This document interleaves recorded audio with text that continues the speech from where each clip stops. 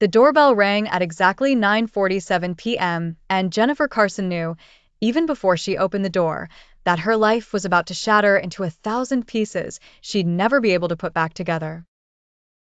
Standing on the porch of her modest two-story home in Portland, Oregon, drenched from the rain and looking like he'd crawled out of someone's worst nightmare, was David Carson, her husband who'd walked out 7 years ago without a word, without a note, without anything except the clothes on his back. And a truck that was found abandoned 3 weeks later at a rest stop outside Boise, Idaho. Jennifer's hand flew to her mouth, her heart hammering so hard she thought it might break through her ribs, and behind her, she heard footsteps, heavy, teenage footsteps, and knew that her son Ethan was coming down the stairs, the son who'd been only 9 when his father disappeared.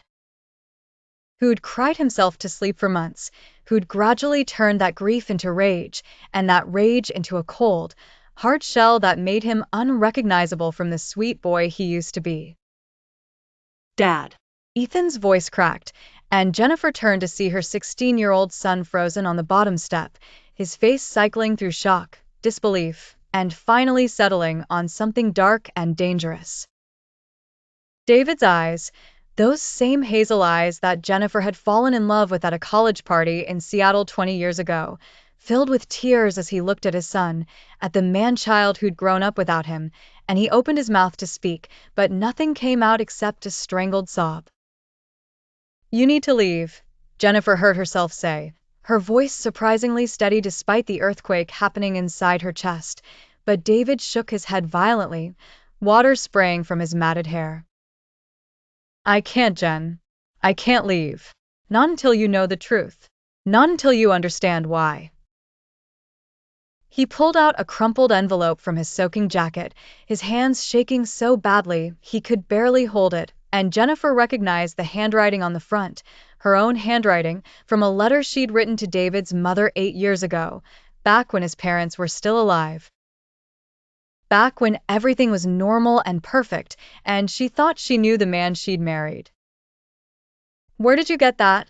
she whispered, but David didn't answer, just pushed past her into the house, into what used to be his house, and collapsed onto the couch in the living room where they'd watched countless movies, where they'd made love on lazy Sunday mornings, where they'd planned out their entire future with the naive confidence of people who think tragedy only happens to other families. Ethan stormed in behind them, fists clenched, and Jennifer could see he was seconds away from attacking his father, from unleashing 7 years of abandonment and pain onto this ghost who'd materialized out of nowhere. "Everyone sit down," David said, his voice raspy and broken, and there was something in his tone, something desperate and terrified, that made both Jennifer and Ethan obey despite every instinct screaming at them to throw him out into the rain. David's hands trembled as he opened the envelope and pulled out not Jennifer's letter but a stack of photographs, and what Jennifer saw in those photos made her stomach turn inside out. They were surveillance photos, grainy, taken from a distance with a telephoto lens, and they showed Ethan, showed her younger daughter Maya, who was mercifully asleep upstairs, oblivious to the nightmare unfolding below. The photos showed them at the grocery store, at Ethan's soccer games, at Maya's elementary school, going about their daily lives, except in every single photo, in the background or the edges, there was a man, the same man, always watching, always there. "Who is that?" Jennifer's voice came out as barely a whisper, and David's face crumpled as he pulled out another photo, this one older, yellowed, showing 3 men in military uniforms somewhere in the Middle East. "That's me." David pointed to the youngest face, barely recognizable, "and that's Jackson Torres, and that's the man in your photos, Marcus Webb." The name meant nothing to Jennifer, but David continued, his words tumbling out in a desperate rush. "We served together in Iraq, back in 2004, and we saw things, Jen, things that would make you sick, things that still wake me up screaming in whatever motel room I'm hiding in." He pulled out more documents, military reports, newspaper clippings, legal documents that Jennifer couldn't process fast enough. There was an incident, an operation that went bad in Fallujah, and civilians died, Jen. Women and children died, and it wasn't an accident, it was Marcus. It was orders from someone higher up that we were supposed to follow, but Jackson and we couldn't live with it. We were going to report it, going to testify, going to blow the whole thing wide open. Jennifer felt like she was drowning, like the walls of her perfect little Portland home were closing in, but David wasn't done. 2 weeks before we were supposed to give our statements to military investigators, Jackson was killed in what they called a training accident at Fort Lewis, but I knew it wasn't an accident because the night before, he'd called me and said someone had been following him. Said he'd seen Marcus talking to men in suits, said he was scared. Ethan had gone pale, his earlier rage replaced by something closer to fear, and Jennifer wanted to tell David to stop, to leave, to take his conspiracy theories and his excuses somewhere else, but she couldn't move. Couldn't speak. I went underground, David continued, pulling out more photos, these ones showing him with different haircuts, different clothes, in different cities. I grew paranoid, started seeing threats everywhere, and then one day, 3 weeks before I left you, I came home from work and found this in our mailbox. He held up a photo, and Jennifer gasped because it showed her pushing Ethan on the swing set in their backyard.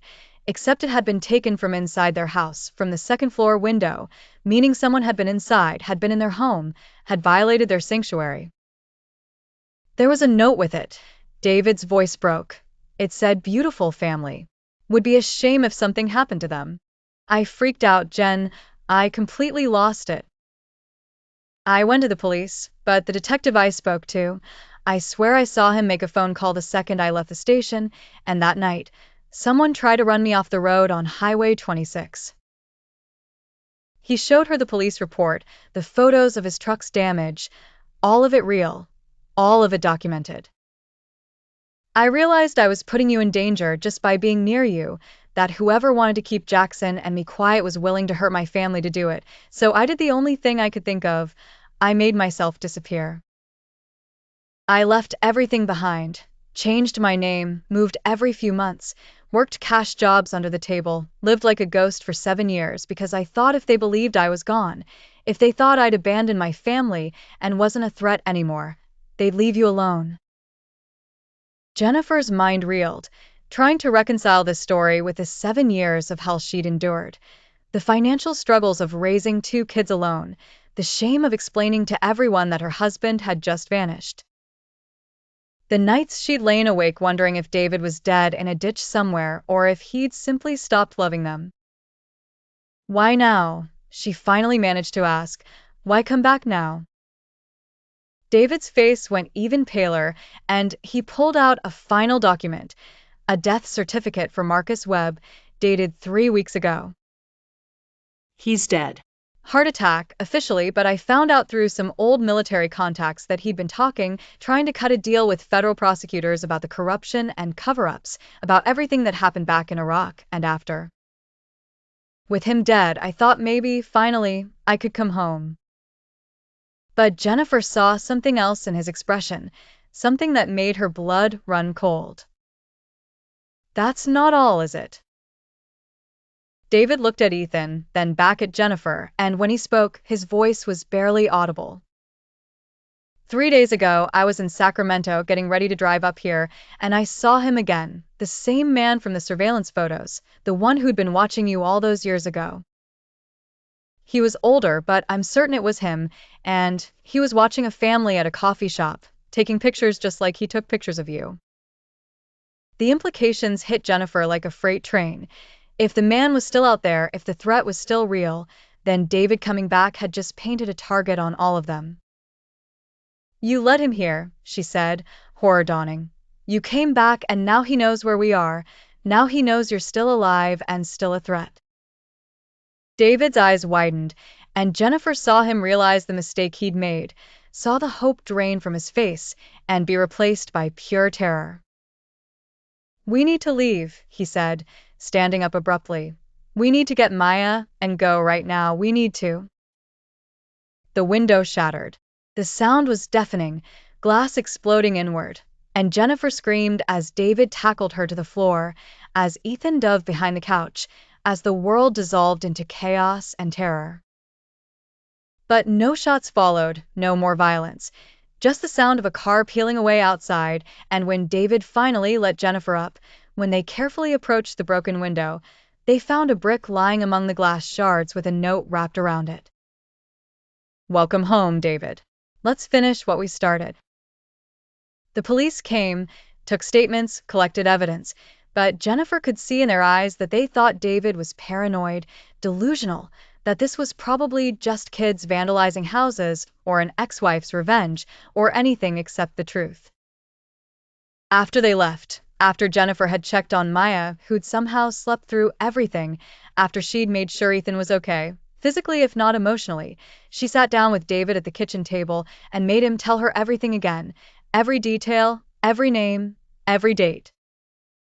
As the sun rose over Portland, painting the sky in shades of pink and gold that seemed obscene given the darkness of the night they'd just survived, Jennifer realized something that made her want to laugh and cry at the same time. David had been right. She could see it in the police reports he'd kept, in the patterns of the surveillance photos, in the timing of Jackson's death and the subsequent threats. Her husband hadn't abandoned them. He'd been trying to save them the only way he knew how, and while she wanted to hate him for the 7 years of pain, for the nights Ethan had cried himself to sleep, for Maya growing up without knowing her father, she couldn't because she understood that sometimes love looks like leaving, sometimes protection looks like abandonment, and sometimes the only way to keep your family safe is to make them believe you don't care anymore. Over the next few days, David worked with military lawyers and federal investigators, finally giving the testimony he should have given a decade ago, finally exposing the corruption and cover-ups that had cost Jackson Torres's life and had stolen 7 years from the Carson family. Marcus Webb hadn't been acting alone.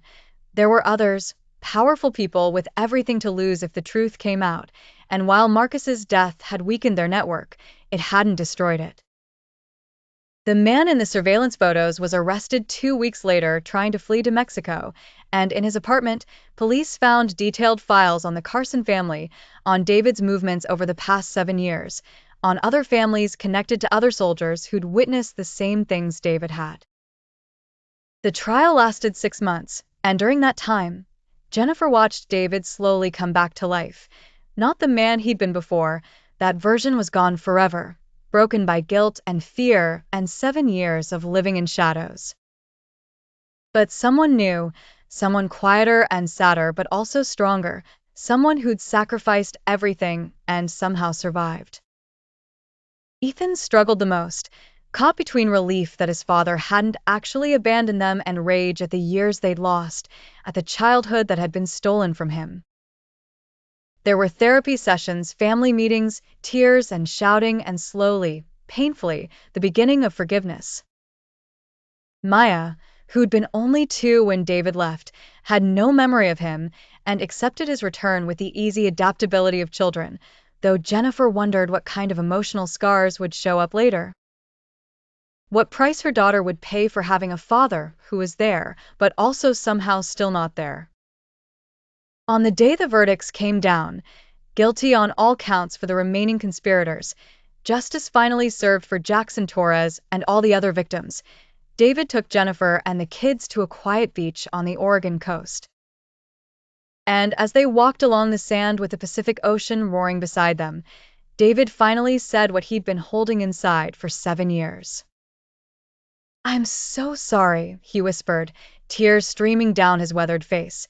"I'm sorry for every birthday I missed, every nightmare I wasn't there for, every moment of your lives that I had to watch from a distance like some kind of ghost. I'm sorry that doing the right thing, trying to expose the truth, cost all of us so much, and I'm sorry that the world works in a way where good people have to make impossible choices and live with unbearable consequences."